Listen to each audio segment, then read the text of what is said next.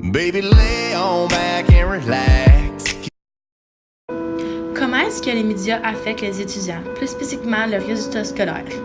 Si les élèves passent la majorité de leur temps sur les médias et non à compléter leurs travaux scolaires, alors ils auront une baisse dans leurs résultats scolaires. Comment est-ce que tu penses que les médias affectent les notes des élèves à l'école? Moi, je pense que les médias puis les appareils électroniques vont déranger les élèves qui ont de la difficulté à l'école. Les élèves qui sont forts, les garçons ou les filles, eux autres peuvent faire 2, 3 choses en même temps, tout en sachant où mettre l'importance sur les choses, puis se rappeler qu'est-ce qui va se passer, puis entendre. Mais c'est les personnes faibles, les élèves qui sont faibles, eux autres vont plutôt complètement déconnecter de ce qui se passe en classe pour se connecter sur leur appareil. Donc, en tant qu'élève, je sais que parfois c'est difficile pour nous de faire plusieurs choses en même temps, surtout avec notre téléphone qui est juste à côté de nous, puis il y a les médias sociaux qui nous parlent un peu dans la tête, qui essaient de nous faire aller sur notre téléphone.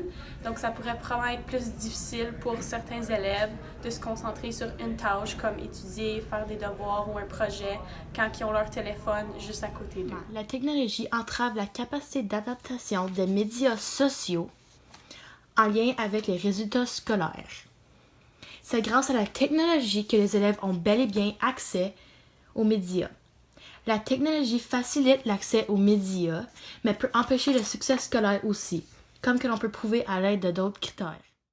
Par exemple, l'aliénation. L'usage d'un cellulaire durant le temps des classes peut distraire les élèves, alors pour régler ceci, les professeurs ont tendance à priver les élèves de leur cellulaire. Enlever mes droits à mon appareil serait une aliénation à ma liberté. Pour obtenir des médias sociaux, il faut se procurer un téléphone cellulaire. Ces outils ne viennent pas gratuitement.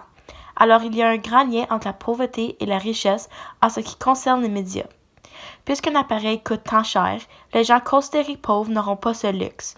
Alors des élèves qu'on trouve affectés par les médias et qui se retrouvent avec une baisse de résultats scolaires seront fort probables celles qui ont une certaine richesse dans leur famille. Ce défi amène aussi des problèmes éthiques car l'individu se trouve divisé entre des principes ou des valeurs auxquelles il accorde de l'importance.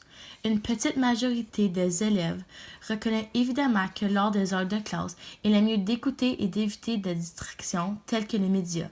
Ceux-ci font partie de leurs valeurs en tant qu'importants. Même si l'élève reconnaît que leurs résultats scolaires sont importants, il est quand même parfois dur de ne pas passer son temps sur les réseaux.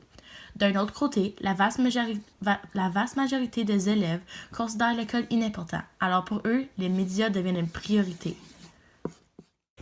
Les médias emportent aussi plusieurs conséquences sociales. Les individus ont tendance à passer leur temps sur les médias et non à socialiser. Ceci peut rendre les gens antisociaux puisqu'ils communiquent avec les gens à travers des médias et non face à face. Les médias amènent aussi plusieurs conséquences économiques. Pour avoir accès aux médias, il faut évidemment un appareil électronique. Ceci ne vient pas gratuitement. Alors pour nourrir l'addiction des élèves vis-à-vis les médias, des énormes dépenses enchaîneraient ceci pour obtenir ces appareils dispendieux.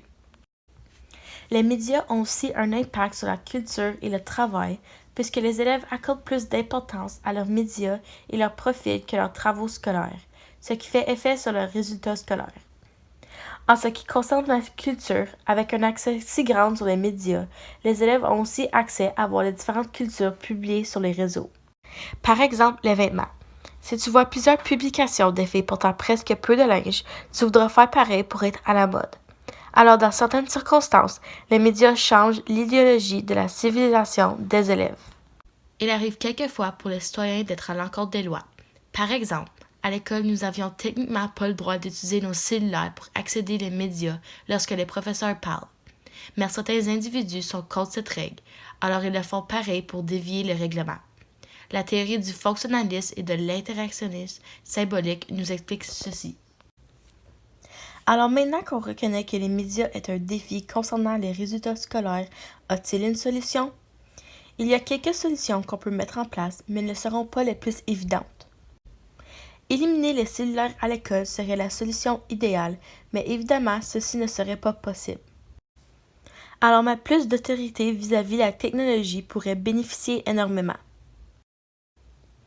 Oui, les écoles disent de ne pas utiliser la technologie lors des classes, mais si les élèves le font, il n'y a pas de conséquences majeures, alors les élèves le font pareil Alors imposer des conséquences graves si ne suit pas les règles serait idéal et ensuite restricter l'usage dans les bons moments pourrait bénéficier énormément.